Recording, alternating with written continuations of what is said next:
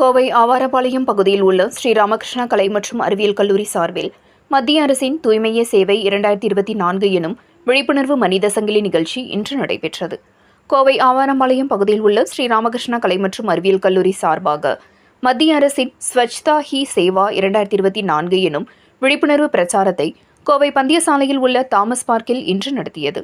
இந்த பிரச்சாரத்தின் மூலமாக தூய்மையை மேம்படுத்துதல் மற்றும் தூய்மை முயற்சிகளில் பங்கேற்பதில் கவனம் செலுத்த வேண்டும் என விழிப்புணர்வு ஏற்படுத்தப்பட்டது. ஆண்டுதோறும் செப்டம்பர் 17ஆம் தேதி முதல் அக்டோபர் 2ஆம் தேதி வரை அனுசரிக்கப்படுகிறது. இந்த விழிப்புணர்வில் கல்லூரியின் NSS பிரிவைச் சேர்ந்த 600க்கும் மேற்பட்ட மாணவர்கள் கலந்து கொண்டு மனித சங்கிலி மற்றும் நடனம் மூலம் தூய்மை குறித்த விழிப்புணர்வை ஏற்படுத்தினர். மேலும் தங்கள் இடங்களையும் சுற்றுப்புறங்களையும் தூய்மையாக வைத்திருப்பதாகவும் குப்பை கொட்ட மாட்டோம் என்றும் உறுதிமொழி எடுத்துக் கொண்டனர். இந்த நிகழ்ச்சியில் சிறப்பு விருந்தினராக கோவை வடக்கு சட்டம் மற்றும் ஒழுங்கு துணை ஆணையர் ஸ்டாலின் கலந்து கொண்டு உறுதிமொழி எடுத்துக் கொண்டார்.